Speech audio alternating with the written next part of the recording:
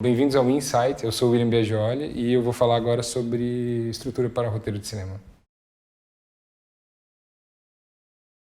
Eu estruturei algumas ideias que não necessariamente falam diretamente sobre a estrutura ou essas estruturas mais clássicas, de maneira que eu quis trazer ferramentas para vocês que estão assistindo esse vídeo, que de alguma forma me ajudam e que de alguma forma eu imagino que possam ajudar vocês se vocês não as conhecem totalmente. Uma delas é um texto que está dentro desse livro que eu tenho, no caso aqui, que é um livro do Edgar Allan Poe, que é uma coletânea dos principais contos, dos principais poemas que ele escreveu.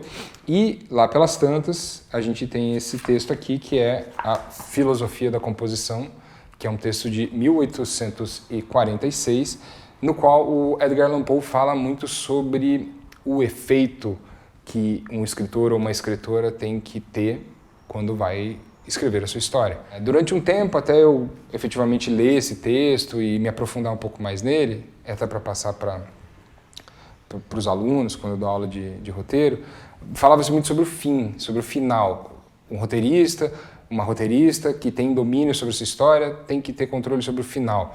Mas não é bem o final que o Edgar Allan Poe fala, é sobre o efeito. É sobre o efeito ao final da obra. Ao invés de ficar pensando sobre 3 atos, pontos de virada, esse tipo de coisa que também é importante se você caminha no sentido clássico da construção do roteiro, é mais importante no começo, quando você está no desenvolvimento da sua ideia, você pensar sobre o efeito que essa sua ideia vai causar ou o efeito que você quer que isso cause no espectador quando ele for assistir ao seu filme, ao seu curta, ou a sua série, ou seja lá o que for. O que parece às vezes muito distante no início do desenvolvimento do seu projeto, na realidade não está, porque quando você deixar claro para você mesmo qual é o efeito que você quer que determinada obra que você está escrevendo cause nas pessoas, mais rápido você vai conseguir construir o caminho para produzir esse efeito. Quando a gente fez uma retrospectiva do Buster Keaton aqui em 2016, a gente se debruçou muito sobre a obra dele, alguns escritos, algumas coisas que tinha, e ele já falava também alguma coisa semelhante a isso na metade dos anos 20, né, nos primórdios do cinema. O cinema era mudo ainda. Numa entrevista ele falava sobre a concepção e a construção dos roteiros que eles filmavam efetivamente. Daí ele dizia que o que mais preocupava ele era definir o final do roteiro, ou seja, como que vai terminar aquela história que eles estavam construindo. E daí logo depois disso era natural estabelecer onde que começava. Tá, termina desse jeito, então como é que começa?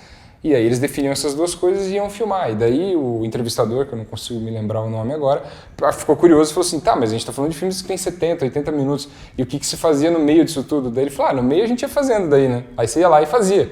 E aí as coisas aconteciam.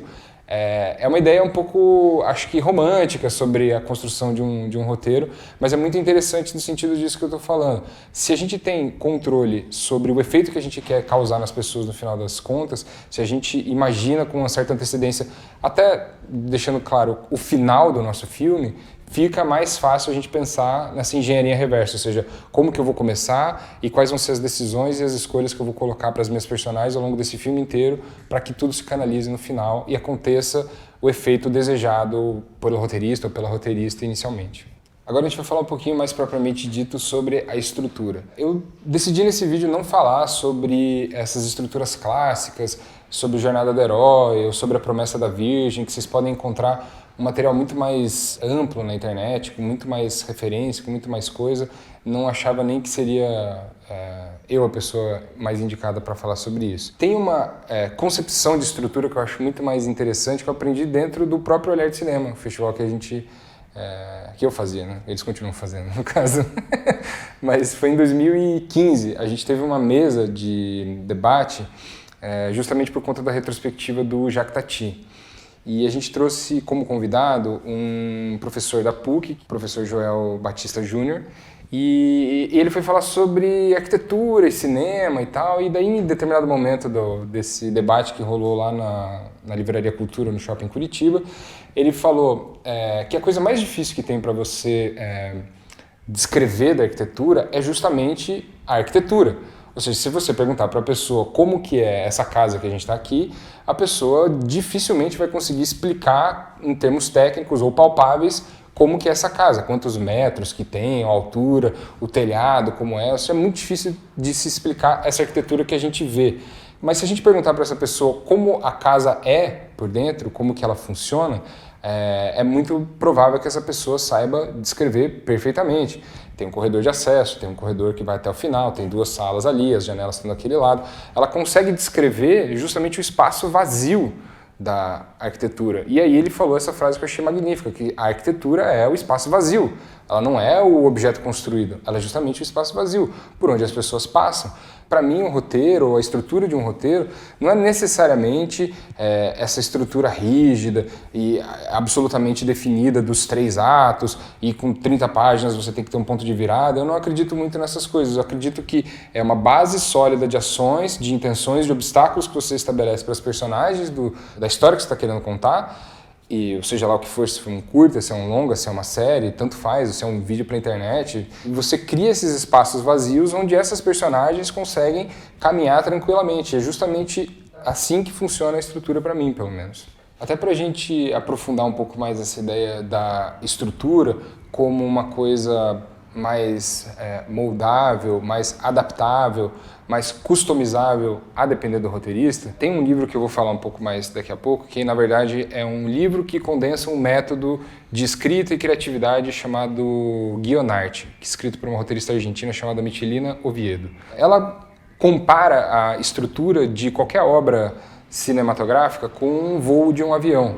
Porque quando você tem a viagem do avião, você tem aquele momento da preparação para o embarque, você entra no avião, você senta, tem todo aquele momento de preparação que pode ser que demore muito, pode ser que seja rapidinho, tanto faz. Daí o avião começa a se preparar, ele começa a se movimentar, se posiciona na pista, de repente ele começa a ganhar força, toda a potência dele, ele levanta voo e ele começa a voar. A viagem em si, embora tenha uma rota estabelecida, muitas das vezes essa rota ela precisa ser adaptada, ou ela é encurtada, ou ela é, enfim, depende muito das condições da viagem. A mesma coisa é um roteiro da gente. A gente pode imaginar que vai escrever um roteiro de um curta-metragem, mas ao longo dessa jornada a gente descobre que na verdade é um longa-metragem, e aí a coisa também muda.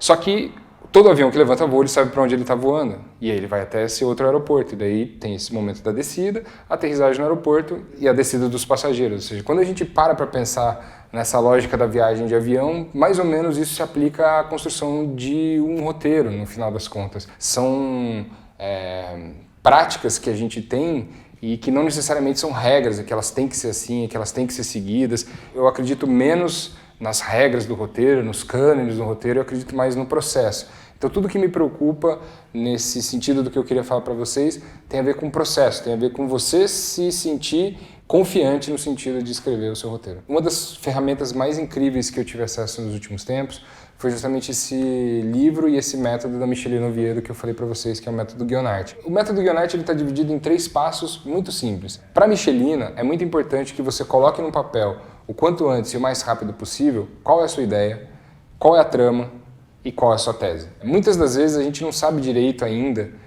qual é a nossa trama e tampouco qual é a nossa tese. Mas a gente sempre tem uma ideia daquilo que a gente quer fazer. É um curta, é um longa, é uma série, é um vídeo para a internet, são vários vídeos para a internet, é um institucional, é uma publicidade, o que é que é? E no final das contas, o que é mais além disso? É uma série de drama, é uma série de comédia, é uma série que mistura drama com comédia, é uma série de terror que mistura comédia, o que é no final das contas? E se você conseguir ser um pouco mais específico, é uma série de humor sobre 3 caras que precisam encontrar a solução para seu departamento na empresa que está com um problema, sei lá. E você vai tateando a sua história de maneira que você vai deixando mais clara e depois você escreve. No final das contas, eu sei qual é a minha ideia. A minha ideia é fazer um longa-metragem de comédia de ação dramática sobre 2 pessoas que precisam resolver um crime. Pronto, você já construiu mais ou menos uma história e daí a partir disso você começa a ir adiante para a sua trama. Daí na trama você começa a pensar quem são os personagens, o que fazem as minhas personagens, por que eu estou construindo essa história, qual é essa história no final das contas.